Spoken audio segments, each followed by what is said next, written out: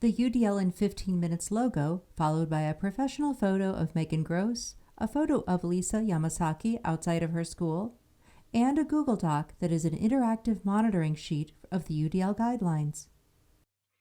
In response to how most educators are delivering instruction right now, I'm hosting a special series of UDL in 15 Minutes episodes where I'll interview educators about their use of UDL to design online learning experiences.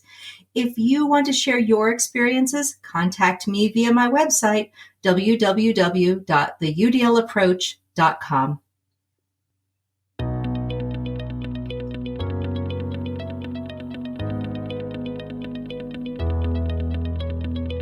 Hello and welcome to UDL in 15 Minutes, where educators discuss their experiences with UDL. I'm Louie Lord Nelson, UDL author and leader.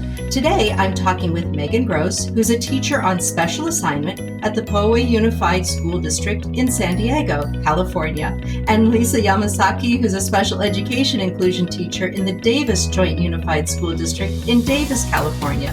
Megan and Lisa are going to share how they are using UDL to help others and themselves design lessons and online environments for students with disabilities. Hi, Megan and Lisa. How are you both? Hi, Louie. It's great to be here with you today. Thanks for including us. The homepage for the distance learning for special education. Oh, you're welcome. You're welcome. It's so great to talk to both of you. And so thank you for coming on. And first, I want people to know that you two and a wonderful colleague, Jenny Kurth, who is an associate professor at the University of Kansas, Rock Chalk Jayhawk, created a website called Distance Learning for Special Education, and it focuses on open source materials that can be adapted to fit the needs of students with significant disabilities. And I will put that link on my website with this podcast. I'll also put the email address people can use to send in resources they're using. Is there anything else that either one of you want to add to that? We're just so grateful to the disability community. It's been really exciting every day to open up our email for this project, and we have messages from people across the United States, in the UK, in Canada, sharing their ideas and tools that they've developed for their students and families, and we've been able to upload those. So it's just really cool, and I feel like it gives hope and connection in a time when we're all feeling kind of stressed and disconnected. That's fabulous. And it's been great to also have people from all around vet so many of the resources and new open source tools and so many of the technology tools that are out there. Give a description and use for what they are, because everybody's getting bombarded by so much information these days. Yeah, and I love the word you just used, Lisa, vetting. So they're vetting this stuff. They're saying this is how it worked for me, or this wasn't. Yeah, so great. That's so key, because it saves so much time. And like you both just said, being bombarded by all these resources and being able to negotiate through them and find, okay, this one is going to work for what I need it to do. That's brilliant. So, Megan, I'm going to start with you. Tell us a bit about Poway Unified and your teaching background. The Poway Unified School District homepage.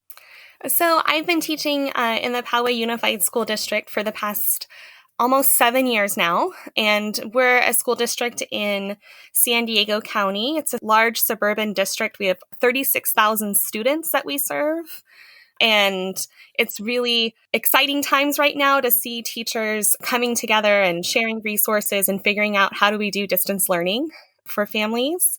And then prior to moving to San Diego, my family's originally from Northern California, and my first teaching position was in Davis, California, where Lisa works. And she was my first beginning teacher, mentor teacher. So I feel so lucky to have incredible mentors. And Dr. Jennifer Kurth was my last mentor teacher for student teaching. So I got to share a classroom with her my first year. And there's literally nothing better than having an amazing mentor teacher share your classroom space and help you out day to day your first year of teaching. Okay, this is just incredible synergy. Oh, I'm so excited to have you guys both together on this. That's fabulous. So, Lisa, tell us a bit about Davis Joint Unified and then your teaching background. The Davis Joint Unified School District homepage. I've been teaching in Davis Joint Unified School District for About 21 years. And Davis is a suburban city right outside of Sacramento. So on the I-80 corridor between Sacramento and San Francisco. We're a university community, and we have elementary, junior high, and high school. And at each of our sites, we have an inclusive program for individuals with significant disabilities. So I've been doing inclusion in our school district for that long. I started out as a paraeducator and then became a teacher. So I've been working a lot with teachers, general education teachers, and special education teachers to rethink how we're going to do distance learning. And I've been pulling all kinds of UDL ideas into most every conversation I have. So that's a great segue for us to say, just let's dive into that main question. So you both are supporting educators to effectively support students with disabilities and with significant disabilities when teaching online, and then simultaneously emphasizing UDL. That's your entree in. So let's just start having that conversation, because I know there are a lot of people that would love to just pick your brains about this.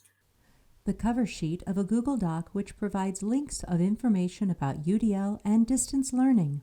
In the beginning stages of what is distance learning, I really tried to make the connections with the general education teachers of how are we going to engage these families in this whole process, which we don't even know what it is because we're still in the process of building the ship. I really encouraged everybody, myself included, to reach out and make connections, reestablish our relationships with these families over the phone, over video calls, Zoom, WebEx, Google Hangouts, whatever platform that we were going to be using, because it's time to reestablish relationships with people and get them reconnected. Perfect. I love that as a first step. This is such a crucial time that we're experiencing. And to say that that's the first thing you're encouraging people to do, it's perfect. I think it's absolutely perfect. A choice board with picture and text representations. I also think, too, this is a great opportunity for UDL to shine. I've noticed as a working from home teacher and now parent, trying to help my own children figure out what distance learning is and how they learn. And if I just tell my 10-year-old son, you must do this writing, you must do this reading, we end up in this giant battle for most of the day. And instead, when we've provided some options of, let's do some reading time. What do you want that to look like? Do you want to read a graphic novel? Do you want to read using an app online? Do you want to listen to an audiobook? And all of a sudden, him having that choice as a 10-year-old, when he's feeling like he doesn't have a lot of choices, has been really powerful and has really made a shift in our house over the past week of being able to do some sort of learning in a stressful environment. Yeah, it's adding flexibility into something that feels really constrained and really limiting, to all of a sudden find these spaces where we can have that flexibility and choice is really valuable. Now, both of you have some resources that you're sending out and using, and you've shared with me, and that we're going to also put onto the website for other people to see. Could you just talk a little bit about those resources that you shared? Sure. So what I've provided is kind of similar to what my son has been using. So we've been utilizing the idea of a choice menu or a choice board system. And that's really kind of like a tic-tac-toe board or a bingo board where a student gets to choose and have some flexibility in the academic tasks and activities that they're doing. And so for me, now that we're shifting this role of education between home and school, I think our parents need some tools on how do we organize this. The title screen of Megan's webinar for parents. And so the choice board system, I've put together a short little webinar for families that they could use in their home to set up this really dynamic UDL tool that's as easy as making a tic-tac-toe board to help families get through the day, as I know it's really challenging if people are working from home or are struggling to make ends meet, or if there's older siblings who are in charge right now trying to help out their younger siblings. So that's a resource that we've been using in our house here. And then I've been recommending that teachers across our district and families use at home to incorporate some of that flexibility and increase engagement in working from home for kids. Suggestions for how to enact engagement during distance learning. And I provided some more professional development. So when people are working with general education teachers, giving them the idea that when they're planning their distance learning curriculum and learning activities, to remember all learners on both ends of the learning spectrum.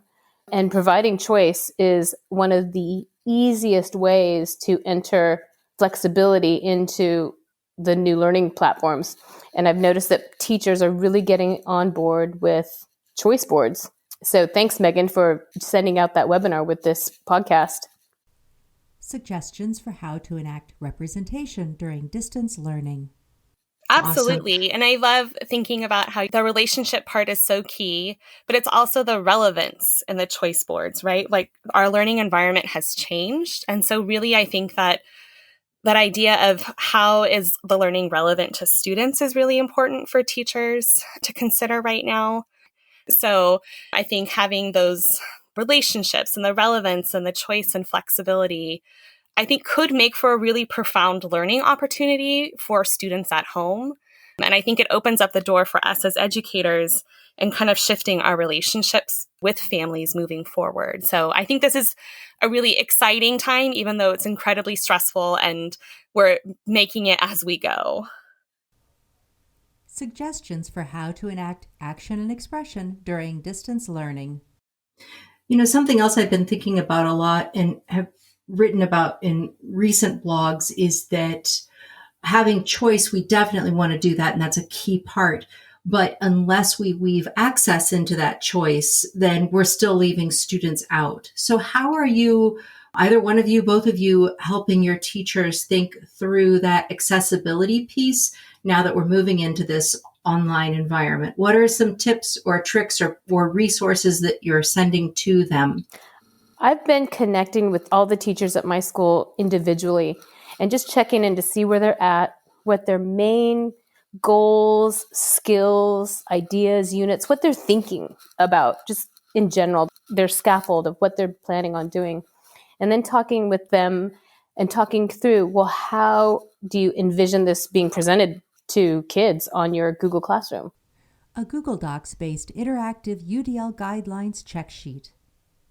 And then providing ideas. Hey, you could do a video about that. You could send a audio file of you reading that. You could do a screencast of using that material for that. So giving them ideas of different ways of presenting or representing the material that they're delivering. One of the science teachers I work with, she's supporting a family that has many children in the home and only one computer. And so for her, what she's done is she's combined, there's 3 siblings that are actually in her class. And so they're working on assignments together that are printed. And so that way they're not utilizing the technology in the house in the same way that I think we envision people using distance learning. So they're really still providing access to the curriculum and getting that experience with collaborative work. But I think also we have to remind teachers that not everything can be on a Google Classroom or whatever learning management system people are using.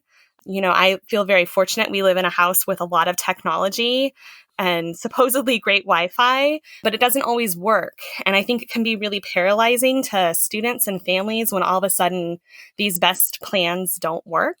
So knowing that it's also okay to get a piece of paper and a pencil to share what you know and your ideas, knowing that it's okay to do fractions while helping cook in the kitchen with your parents. I think having some more kind of flexibility in that regards too, in terms of access, is really important for us to remember. Absolutely. Well, as I knew it would, we have flown through our 15 minutes, and I know I could keep talking to you both, and I probably will come back to you because it's just there's too much to mine here. You've given us so much, but I will say thank you so much to both of you. Thank you, Megan. Thank you, Lisa. People are going to be very excited to see your resources, and I am excited to share them. A photo of Megan Gross, followed by a photo of Lisa Yamasaki, followed by screen captures of the website, theudlapproach.com, followed by podcast logo for UDL in 15 minutes. Thank you, Louie. Thank you so much. Oh, you're so welcome. So for those who are listening to this podcast, you can find supplemental materials like an image montage with closed captioning, that montage with audio descriptions, a transcript, and an associated blog at my website, which is www.theudlapproach.com/media. And finally, if you have a story to share about UDL implementation for UDL in 15 minutes, contact me through theudlapproach.com. And thanks to everyone for your work in revolutionizing education through UDL and making it our goal to develop expert learners.